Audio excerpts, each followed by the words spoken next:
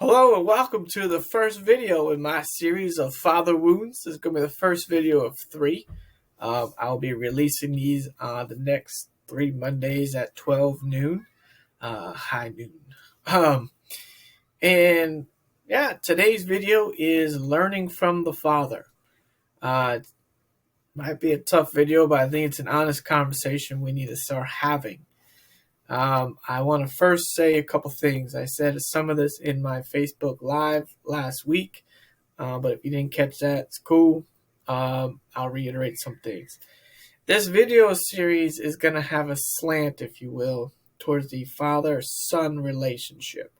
Now, ladies, please don't hit the stop, button or whatever. Please continue listening because there is some crossover between the father-daughter relationship, and also if you have a brother, a son, an uncle, or a significant other, this is all relevant to understanding. I think it's important that men and women really try and understand each other and where some of the struggles come from. And again, like I said, there will be some crossover between the woundings. It just probably looks different. So there's that. I'm also going to come at this generally from a Christian worldview. And I realize not everybody listening to this or watching this is a Christian. It's cool. You don't have to be. All right. That's just going to be the framework I use. So for some things, if you don't believe in that, then you're going to have to figure out some of your own, pieces to connect to. But the information is still relevant. Cool? Let's get rolling. All right, so learning from the father. Here we go. Seatbelt on. So I'm going to start this with the book of John, chapter 5, verses 19 through 20. This is Jesus responding to his disciples. Very truly I tell you, the Son can do nothing by himself. He can only do what he sees his Father doing, because whatever the Father does, the Son also does. I'm going to say that again. Because whatever the Father does, the Son also does. I'm going to pause there because the first part of this video is going to be about that first section of the scripture. The back end of the video is going to deal with this last sentence. For the Father loves the Son and shows him all he does. So that's going to be our baseline for today's video, okay? I don't know about you, but when I read that, I felt like it was a really hard pill to swallow. I don't make these videos out of some place of, I had this wonderful experience. Let me share all it. No. These videos, if I'm honest, I'll be quite frank, they cause a lot of anxiety and pain within me from my own struggles and my own things I've gone through. And it's hard to really sit there and realize, man, if that's true, and all I can do is repeat what I've seen my father do, that I don't like that. It makes me teary-eyed now. I'm thankful for therapy and the ability to change and grow, but if we don't seek that, and we don't seek time, again, from my perspective, treating God the Father and addressing those father wounds with him, I am destined to repeat things, whether I want to or not. And man, to me, that's horrible. Now, for some of you might have had a pretty good experience with your dad, and that's awesome. But I also think more people are going to show up to watch this video because they didn't have a dad who checked a lot of the boxes. So what does this look like? Man, maybe you find yourself being very controlling. Maybe you're neglectful. Maybe you yell and scream, or you find yourself abusing, or you tend to abandon people, or you avoid your emotions and avoiding a lot of conflict and all kinds. Maybe you're very critical. I know these aren't wonderful qualities that we're all looking to put on our resume, but we're having an honest conversation today, and I think it's necessary. You see me looking down. I wrote down a lot of notes because I'm trying to keep this to 15 minutes, and I know me, I can just run this to 35, and I don't want to do that. So if you see me looking down, just keep track on my notes. Um, so if that statement again is true, that we can only do what we learn from our dad, this is why in therapy you will hear your counselor ask you about your childhood. And I know it's the face of all these memes. It's so stereotypical. Like, oh, here we go. I'm in therapy. Let's talk about my childhood. You know, like I'm 40 years old. What does it have to do with me being 4 and 5 years old? Well, this is my words and my simplifying way. I believe we only show up into this world as a baby, boy or girl, and all we know how to do is poop and eat. Everything else is learned. You'll hear me say that in session. Everything, right? Now there's probably a little more to it, but that's my simplified version. So that means every relational dynamic that baby, that little boy, that little girl observes is new. It becomes normal, the norm, and that becomes the baseline now for the operating system, the brain. Becomes like the operating system, the baseline thing of how it judges and biases everything that comes in for the rest of your life. And I know even that is hard to take in. So, at this moment, I like you to pause and think about a few of these questions I'm about to ask. If you're in a significant relationship now, or you've been in a significant relationship in the past, how did you act? What were you like emotionally? What are some of the expectations you have of a relationship, your partner, and yourself? What do you do for your partner? How do you tend to show love? How do you maybe avoid or engage crucial conversations? And maybe most importantly, how do you engage yourself in your own inner world? Another thing that could be, hidden in the dad wound I meant to say earlier is maybe your dad was brilliant, or he's still alive and he's brilliant, but he lived with a glass ceiling. And what I mean by that is maybe he stayed at the same job for 30, 40 years. And looking back now, because, I'm in my mid-late 30s, so my dad's in the 70s, and it's like, man, he stayed in the same kind of position. But I look back now and realize this dude could have started his own business. He could have done all kinds of things, but he stayed in this little box. And maybe you find yourself doing that too. So there's a lot of subtle ways that these dad wounds and these things we learn from our dad manifest and show up. So keep note of that. And now we're going to switch to that second part of the verse I started with today. And in my opinion, for whatever it's worth, I think this is the hardest hitting. So it says, if the Father loves the Son, then he shows him all he does. To me, this means that there has to be intimacy and connection between the Father and Son. Now, some of your minds went intimacy thinking sex. Guys, I gotta tell you, intimacy does not equal sex, okay? Can those two work together? Yes, but they're not exclusive, okay? Intimacy is emotional safety, emotional connection, vulnerability. It's that connection, that fire that burns between two people in a connective piece. And it doesn't have to be sexual. Now, little pro tip and hint. This is what your wife needs as fuel to fuel her sex drive is emotional connection, safety, and intimacy, fellas. This is why, if you're an avoidance person, you may struggle in your marriage with sex.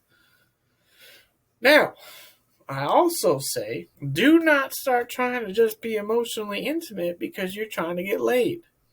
Women have a very strong radar for this and will know you're full of, what, excrement. So, that said, let me get back on track. How many of us honestly receive this from our dad, though? This intimacy, this love, this connection. I don't know.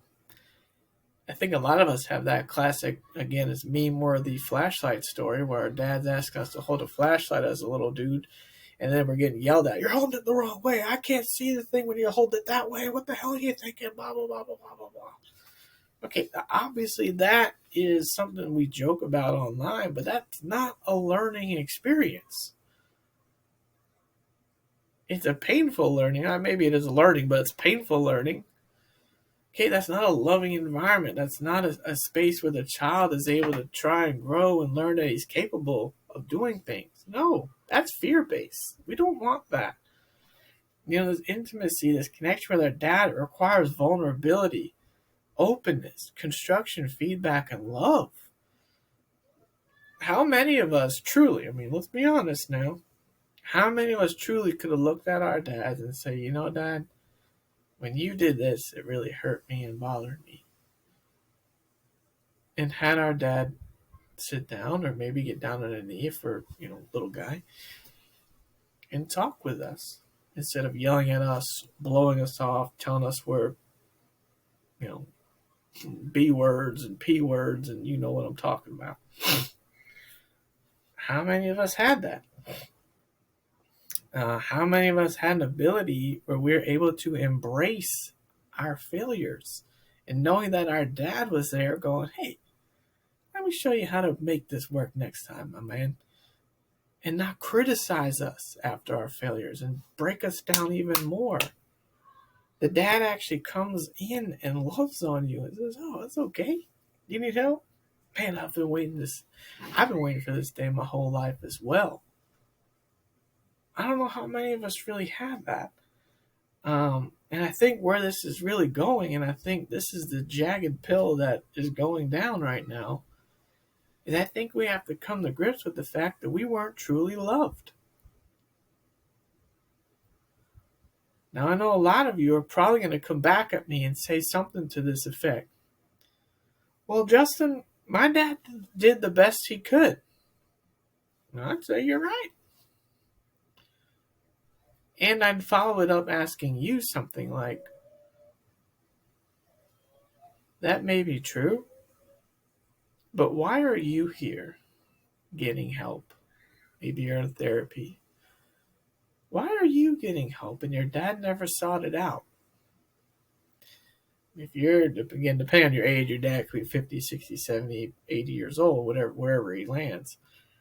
Why is your dad 6, 7, 8 decades into his life and he has never stopped and sought out help? But yet here you are today watching this video, or again, maybe you're watching this video and you're in therapy. Why didn't he do that? Yeah, again, we can make the whole argument, well, my dad's childhood was horrible, and look what my grandpa did to him, and blah, blah, blah.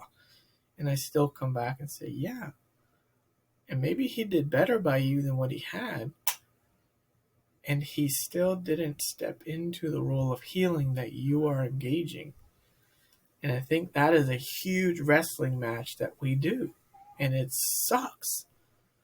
We want to stay here where he did the best he could. Okay. But we don't really want to give this one much credence of, why didn't he get help? And did he really not love me? He loved me the best he could. But judging by some of the things we've heard today, there was a lot of boxes left unchecked. What do I do with that? And I know this has taken a hard left turn today, or right now. And maybe you weren't thinking a video would go this direction. But I think this is, again, a strong conversation that we need to start having.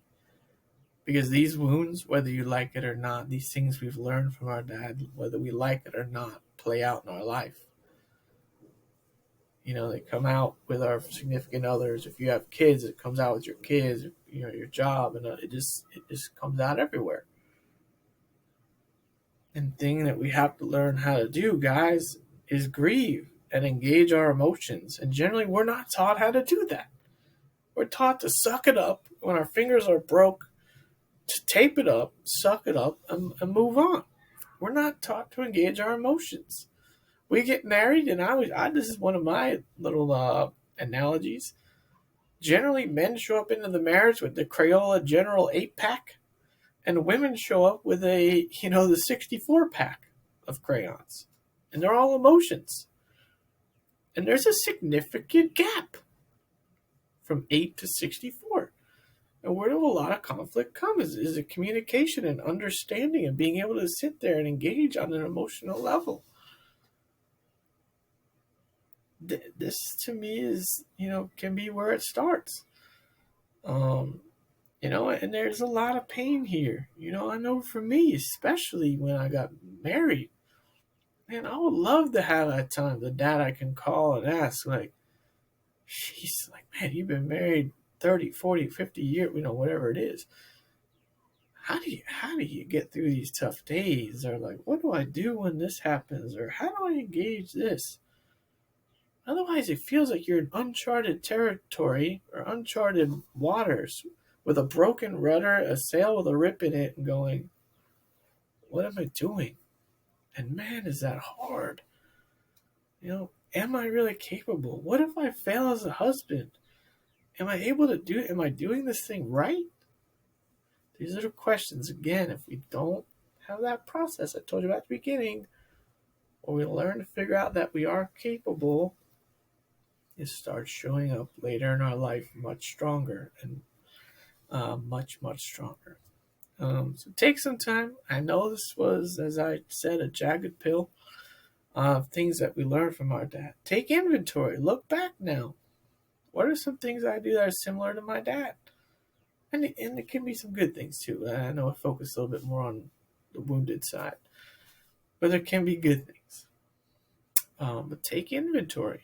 These are things you now have an ability to change. It does not have to stay this way for you. Take encouragement from that, okay? I've been on a long road of therapy, my own personal change. Trust me when I tell you, it's not an easy road, but there's a lot of people from my past who didn't believe there's any way I could change. And I did. Okay? I did. There's a lot of nights of crying, engaging, frustrating, anger, rage, pissed, sad, all the things, the whole emotion wheel. Ashamed, embarrassed, joy, laughter, all stuff. It's possible. And you can do it. And you are. I know society rips on us and says, we can't do this. Men don't get emotions. Yeah, we do get emotions. We just haven't really been shown how. And that's what we're going to start working on. And that's my passion. So that'll be it for today. I went a little over. It's 18 minutes, and it's all good. It's better than 35. So next Monday, the video is going to be on the absent father. And the third Monday is going to be on specific wounds, because I know that's probably going to be something that gets asked. So take care. Have a great week. Feel free, as this post, to write any questions or send us a message or anything like that. Have an awesome week. This is Justin signing out. See ya.